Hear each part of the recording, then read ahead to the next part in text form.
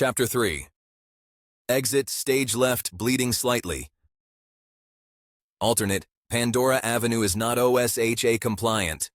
The back alley behind John's diner smelled like old rain and bad decisions.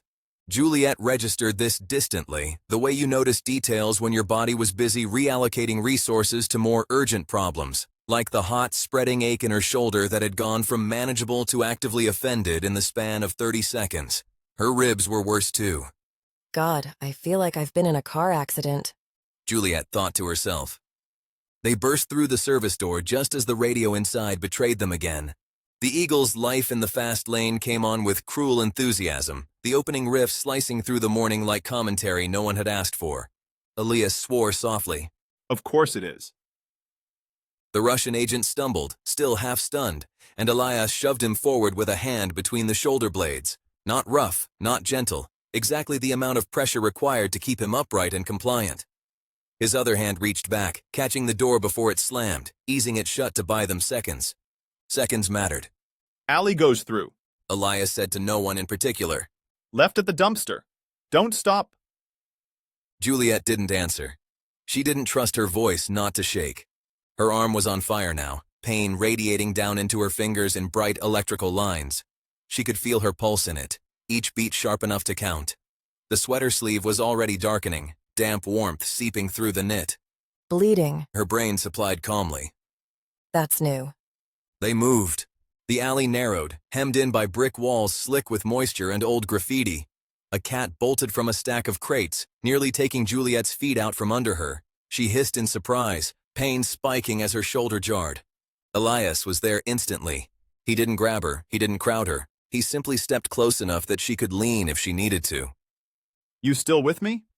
He asked. She nodded again. Words felt optional. Behind them, the service door banged open. Russian voices followed, urgent, clipped, angry. Elias didn't accelerate. He adjusted, changed angles, used the alley's blind spots like punctuation. They hit the dumpster, turned left. Juliet's vision tunneled slightly. She focused on Elias's back, the controlled economy of his movements, the way he seemed to carry the situation without letting it touch him too deeply. I should be panicking, she thought dimly. Instead, she felt present. The alley spat them out onto a side street, quieter, narrower. A delivery truck idled half a block down, engine rumbling. Elias steered them toward it, then veered away at the last second, ducking through a gap between buildings. Juliet stumbled. This time she couldn't catch herself. Pain flared, white and absolute, and the world tilted. Elias caught her, one arm wrapped around her back, firm and sure, holding her upright without pulling her injured arm. He adjusted his grip instinctively, experience written into the movement. Easy, he murmured. I've got you. She believed him. That scared her more than the blood. He guided her into the shadow of a recessed doorway, pressed his body between her and the street, shielding her without making it a thing. The Russian agent sagged against the wall, breathing hard, eyes wide and unfocused. Elias spared him a glance. Sit, he said. The man slid down obediently. Juliet leaned back against the brick, breath coming shallow now. The pain had edges, sharp ones. She was starting to shake. Elias noticed. He always noticed. I'm going to check your shoulder, he said, voice low, even. I won't touch unless you say yes. The words cut through the haze. Consent. Choice. Juliet swallowed. It hurt to move her jaw. Okay. He nodded once. No comment, no relief. When he rolled the sweater sleeve up, his fingers barely brushed her skin. Warm, steady, impersonal. He quietly noted the other bruises on her arm and wrist. He did not say anything, but Juliet noticed a slight tightening around his dark eyes. The wound wasn't catastrophic. A deep scrape, maybe torn muscle. Bleeding, but not arterial. Elias exhaled slowly. You're going to be fine, he said. Hurts like hell, though. She huffed a weak laugh. You say that like it's a feature. Sometimes it is. He tore a strip from the lining of his jacket with efficient brutality and wrapped it around her upper arm, tightening just enough to slow the bleeding without cutting circulation. Juliet watched his hands. They didn't shake. The sirens were closer now. Time to move, Elias said. He glanced at the Russian agent. You walk or I carry you. I promise you won't like the second option. The man staggered to his feet. They slipped out again, blending into the morning foot traffic with the practiced invisibility of people who had learned how not to be noticed. Juliet kept moving because Elias told her to, because stopping felt worse than continuing, because the adrenaline still had her in its grip. Within hours, long before the blood on Pandora Avenue had fully dried, Smirnova would be informed. The report would be efficient, clinical, extraction failed, asset compromised, unknown third-party intervention. Smirnova would listen, fingers steepled, eyes distant, and he would ask only one question. Who intervened? No one would have an answer. Yet. Chapter 4. North is a direction, not a solution. Alternate, driving away from trauma at 90 kilometers an hour. The car smelled like coffee, rain, and blood. Juliet noticed this with the detached clarity of someone whose body had decided to outsource emotional processing until further notice. The seatbelt cut uncomfortably across her tender, bruised breasts. Her shoulder throbbed in time with the tires hitting seams in the road, each jolt sending a sharp reminder up her spine that something had gone wrong and stayed that way. Elias drove, not fast, not slow, purposeful. Victoria slid past them in fragments, brick storefronts, wet sidewalks, a bus stop where someone laughed too loudly. The city did not care that Juliet Winter was leaving it behind. It had never cared much when she was still in it. The radio came on without ceremony. Gordon Lightfoot's Carefree Highway drifted into the car, gentle and ironic enough to almost feel like an apology. Juliet closed her eyes. She did not sleep. Shock was a strange thing. It didn't announce itself with drama. It crept in quietly, dulled edges, made everything feel slightly unreal, like watching your own life through thick glass. Her fingers were numb. Her arm ached in a deep, persistent way that made her jaw clench. She focused on breathing, in through the nose, out through the mouth, slow, deliberate. Elias glanced at her once, then again. You still with me? He asked. She nodded. It felt easier than talking. If it gets worse, He said. you tell me. Juliet opened her eyes and turned her head carefully to look at him. The muscles in her neck protested. Everything protested. You're not a hospital. She said. Her voice sounded hoarse to her own ears. No, He agreed. but I'm northbound. She frowned slightly. That's not a medical plan. It's a direction. He said. Right now, that's enough. The road curved as they left the city proper, trees closing in on either side like they were being quietly reclaimed by something older and more patient. The rain thinned to a mist, clinging to the windshield in streaks that Elias wiped away with steady sweeps of the wipers. Silence settled between them, not awkward, loaded. Juliet could feel him without looking, the warmth of his presence, the contained energy in the space he occupied.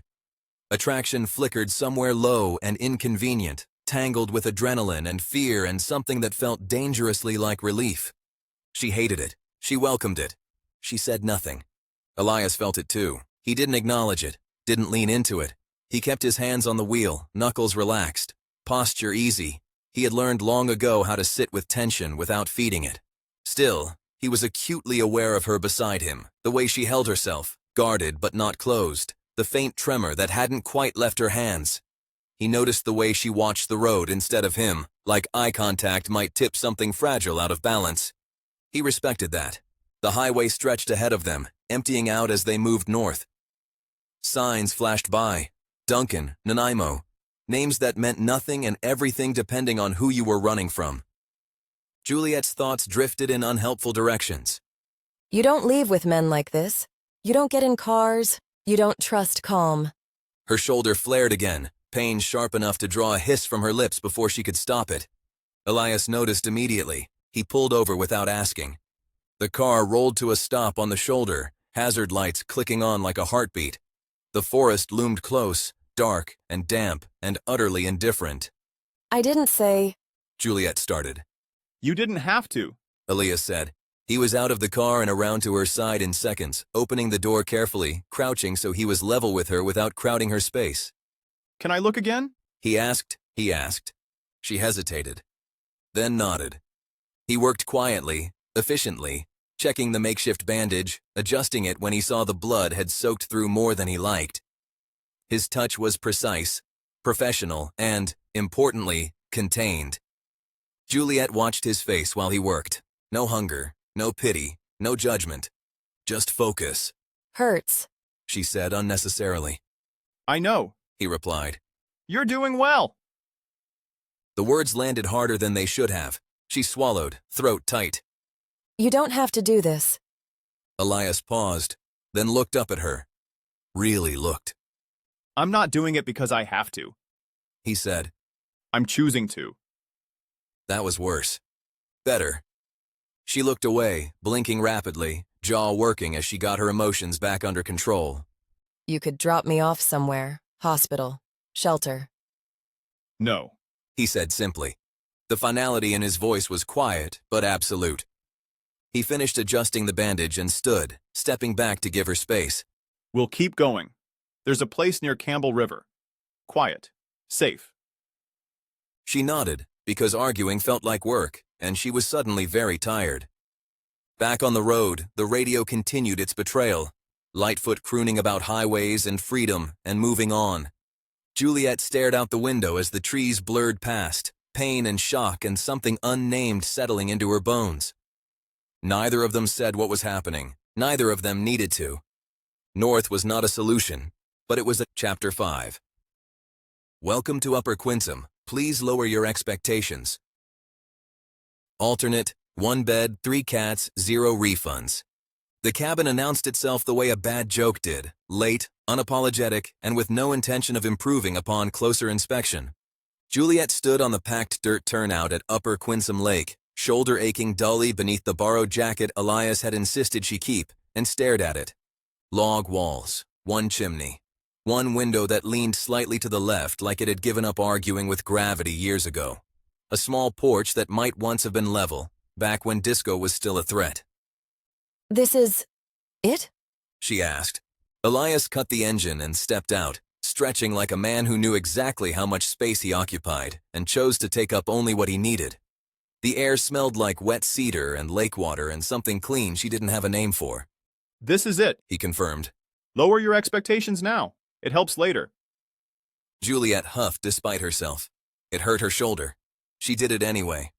3 cats appeared as if summoned by her disbelief. 1 orange and white Tom emerged first, tail high, eyes narrowed in professional assessment. A black and white female followed, more cautious, stopping just short of the porch. The last, a tortoiseshell with an expression that suggested she already knew Juliet's worst secrets, sat down and stared. Elias crouched. Hey, Max. Trixie. Nova. Nova blinked slowly. Juliet felt judged. Inside, the cabin was exactly as advertised. 1 room, 1 bathroom, 1 insultingly small love seat that looked like it had been stuffed with regrets. A small table, a wood stove, a kitchen that had opinions about modernity, and a stereo system with radio and turntable, and 1 bed, queen-sized, unavoidable. Juliet stopped just inside the door, pulse kicking up again. Not fear exactly, but something adjacent. Old rules flared to life in her head, rigid and automatic. If there's 1 bed, you pay. If you don't pay, you owe. If you owe, you endure. She swallowed and forced herself to look at Elias. I can sleep on the floor. She said quickly. Or, I mean, the couch. I can... No. The word wasn't sharp. It wasn't loud. It was absolute. Elias set her bag down gently and met her eyes without flinching. You're injured. You sleep in the bed. Juliet's stomach dropped. Then we can... She started to pull at her shirt hem with her good hand. No. He said again just as calmly. She frowned, stopping. You just said... I said you sleep in the bed. He clarified. I didn't say anything else about me and you. The pause stretched.